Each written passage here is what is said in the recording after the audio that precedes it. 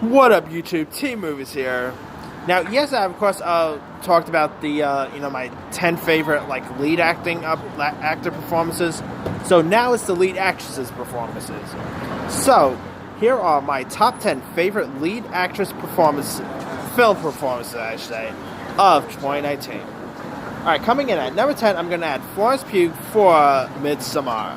Now, I didn't really love Midsommar as most people did. I thought it was an okay horror film, but it was weird. I mean, that was one of the weirdest movies I saw here. But I will say, Florence was remarkable in this movie. I'm literally becoming a fan of her. You know, I first took notice of her when she was in that movie Lady Macbeth. She was great in that. Of course, she recently just played Paige in Fighting With My Family. Of course, she could be seen in Little Women right now. But man, Midsommar, I think she should even, I literally think she should get an Oscar nomination for this. But if Toni Collette did not get a nomination for Hereditary, I don't see Florence getting a nomination for Midsommar, but still, she was remarkable in this movie. And if you guys haven't really seen Midsommar yet, it's a weird movie, but Florence's performance is worth the watch. Alright, coming in at number 9, I'm going to add Constance Wu for Hustlers. Now, when they first announced that J-Lo was going to be was mainly going to be in the running for the supporting actress, I was a little curious, but then I saw the movie and I'm like, okay, this film's more about Constance Wu's character than it is about J-Lo's character. And Constance Wu, I'm becoming a fan of as well. Of course, she was great in Crazy Rich Asians. She's best known for that Fresh Off the Boat show. She's great on that. But man, I thought she was remarkable in Hustlers. Her on-screen, her chemistry with J-Lo was amazing. Stuff she ended up going through in this was crazy. Yeah, I even think she's actually, even though she was great in Crazy Rich Asians, I think she gave a better performance in Hustlers than she did in Crazy Rich Asians. Alright, coming in at number 8, I'm going to add Sienna Miller for American Woman. Now, in American Woman, Sienna Miller plays this mother whose daughter ends up going missing. So and her daughter has been going missing for years and years. So she has to raise her grandkid by herself. And I think it's one of Sienna Miller's best performances in years. She was remarkable in this movie. Her screen chemistry with her on-screen kid was pretty great.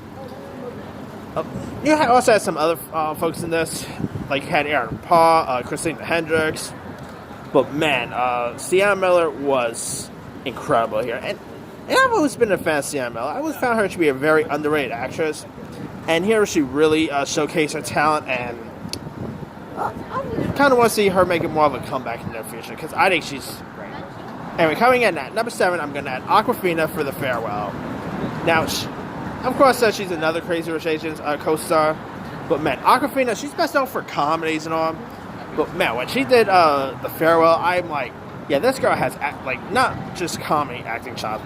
She could have dramatic acting chops. And I thought she was great in The Farewell. She was very funny. She had heartfelt moments. Really great performance. And cannot wait to see what else she'll be able to do in the near future. Anyway, sorry about that. Can't really I'm really curious to see what Aquafina will do next in their future. And yeah, if you guys haven't really seen The Farewell yet, great performance by Aquafina. So, all right, coming in at number 6, I'm going to add Saoirse Ronan for Little Women. Now, man, Saoirse Ronan, she's literally one of my favorite actresses. I think Saoirse Ronan is awesome. She showcased her talents in stuff like Lady Bird, which was also directed by Greg Gerwig. She showcased her talents in other stuff. I've been a fan of her ever since she did that Lonely Bones movie, back in 2009. And since then, she's became really amazing. She scored loads of Oscar nominations. I can see her winning one of these days. Not really sure if it's going to be for Little Women, but maybe that Kate Winslet movie, she might have a Oscar-winning chance. But, yeah, Little Women, of course, she plays one of the March sisters. And Saoirse Ronan, she was really fearless in this. And I really thought she was incredible. And she works really well with Greg Gerwig. So I really look forward to see Saoirse Ronan in another Greg Gerwig movie. Because Greg Gerwig really brings really brings great acting chops out of Ronan, and yeah, Saoirse Ronan is just. I wonder if I'm saying her name right, but Saoirse Ronan I always adored, so great actress. Anyway, coming in at number 5, I'm going to add Lupita Nyong'o for Us. Now, Lupita Nyong'o plays literally 2 parts here. You know, she plays like a doppelganger, and she of course plays the lead character here, like the lead character here, and she of course plays the Eva.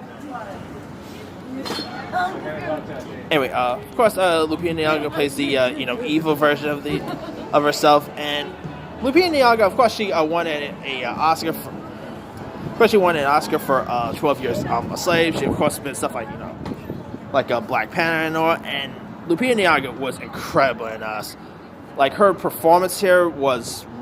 I think she probably gave one of the best horror performances I've seen. I mean, people in horror films could do. When they're on their game, they could really have great, outstanding performances. And Lupita Nyong'o, and even Florence Pugh, and there was lots of great horror film performances this year. I've noticed that. But anyway, yeah, Lupita Nyong'o was. I know she was remarkable in Us.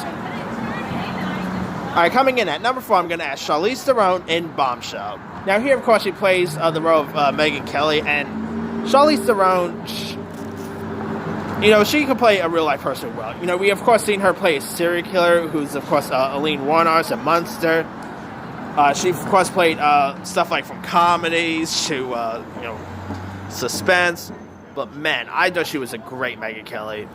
I mean, it literally looked like they actually got Megyn Kelly to star in this film. Like, Charlize Theron literally looked more like Megyn Kelly than Megyn Kelly does. Like, seriously. And Charlize Theron was remarkable here. Jay Roach, of course, directed her in this, and I thought Jay Roach did a great job at directing Charlize Theron in this film.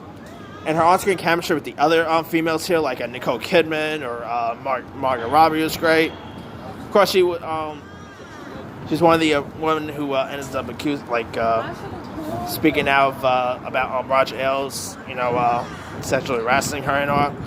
And yeah, Charlize really nailed it. I'm probably sure Charlize is going to get Oscar recognition for this, but we'll see. All right, coming in at number 3, I'm going to add Cynthia Erivo for Harriet.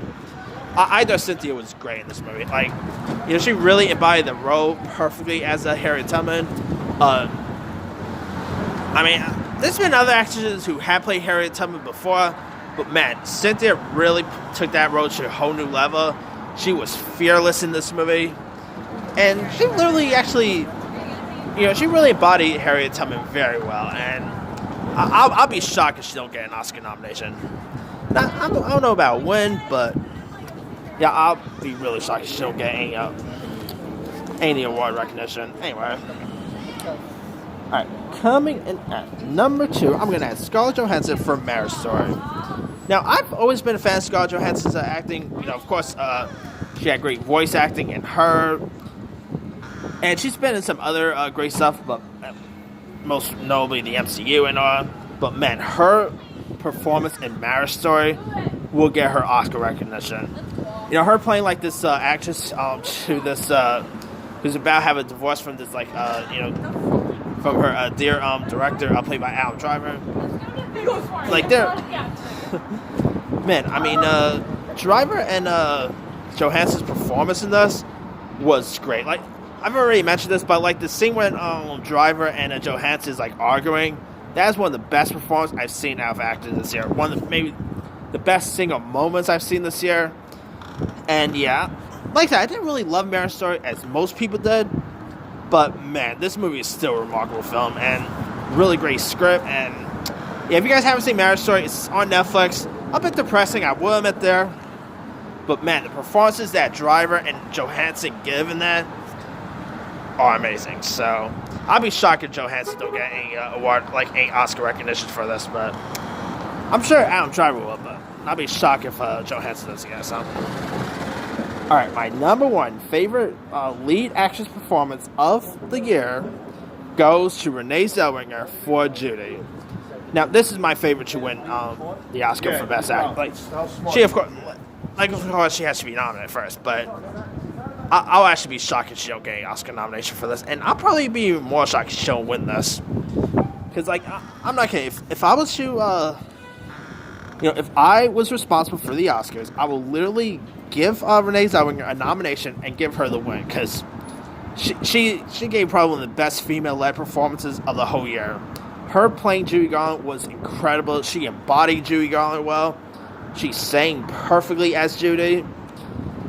I mean, it's probably one of Renee Zellweger's best performances in years.